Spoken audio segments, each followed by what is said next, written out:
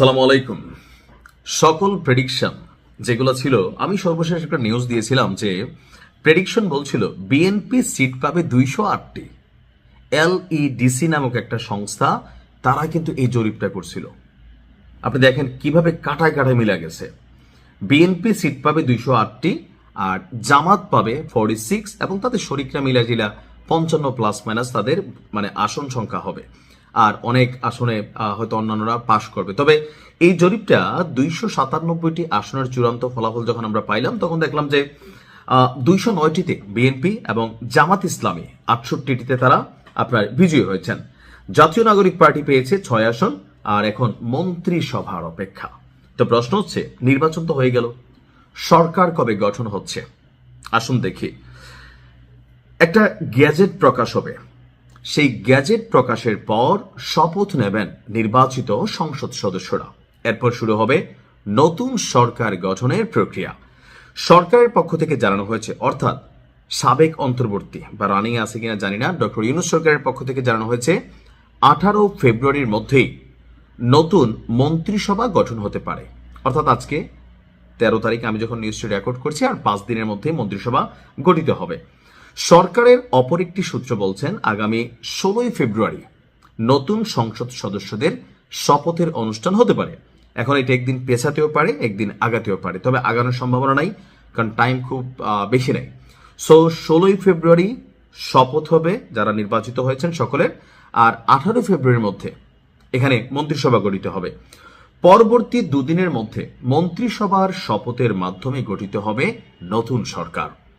নির্বাচনের সর্বোচ্চ আসন পাওয়া বিএনপির সংসদ নেতা হবেন নতুন সরকারের প্রধানমন্ত্রী, অর্থাৎ জনাব তারেক রহমানই হচ্ছেন আগামী দিনের প্রধানমন্ত্রী। আর নির্বাচনে দল হিসাবে দ্বিতীয় সর্বোচ্চ আসন পাওয়া জামাত ইসলাম, তাদের ভূমিকা সংসদে কি হবে সেটা পরবর্তী সময় নির্ধারিত হবে।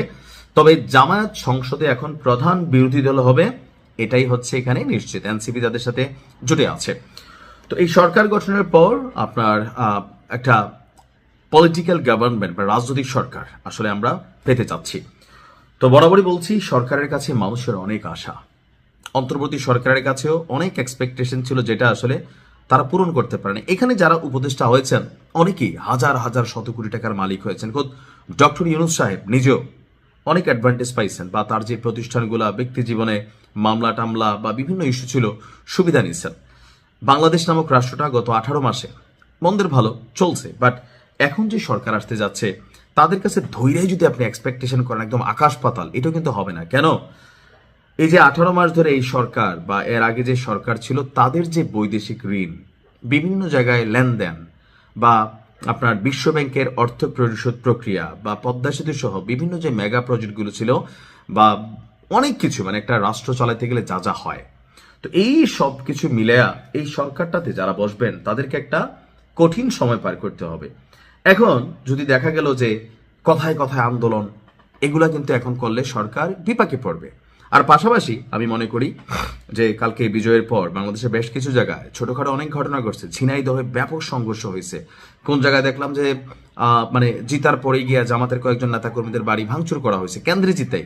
তো এরকম অনেক ঘটনা কিন্তু টুকিটাকি ঘটছে। এখানে বিএনপি যিনি যারা আছেন নেতাকর্মী, আপনাকে মনে রাখতে হবে, যেন তারেক রহমান যা চিন্তা করছেন, আর এটা বাস্তবায়ন করতে হবে আপনাকে, এটা বাস্তবায়ন করতে হবে আপনাকে। শেখ হাসিনা নিজে ঢাকা থেকে বৈশাখ কোনো সারা বাংলাদেশে ভেজাল করে নাই। তিনি সিদ্ধান্তগুলো যখন আসতো সেগুলোতে তিনি ডিসাইড করতেন যে আসলে কি হবে। তবে মাঠ পর্যায়ে যারা ঘটনা ঘটাইতো, এটাই আওয়ামী লীগের খাইয়ে দিচ্ছে। সো বিএনপির একজন কর্মী, আপনি যেই পর্যায়ে গ্রাম, প্রত্যন্ত ইউনিয়ন, ওয়ার্ড যেখানেই থাকুন, আপনার ভালো কাজ বিএনপিকে প্রশংসিত করবে, আপনার খারাপ কাজ বিএনপিকে ধ্বংসের দিকে ঠেলে দিবে। কারণ 5ই আগস্টের পরে একটা জিনিস তো হাইপ হয়ে গেছে, কোনটা? একটা সরকারের পতন কিভাবে ঘটাইতে হয় জাতি শিখা গেছে। সো সেই ক্ষেত্রে আমরা আশা করি সততা, সেক্ষেত্রে আশা করি স্বজনপ্রীতি, সেই ক্ষেত্রে আশা করি মেধা, এগুলোর মূল্যায়ন হবে। ভালো থাকুন। আসসালামু আলাইকুম।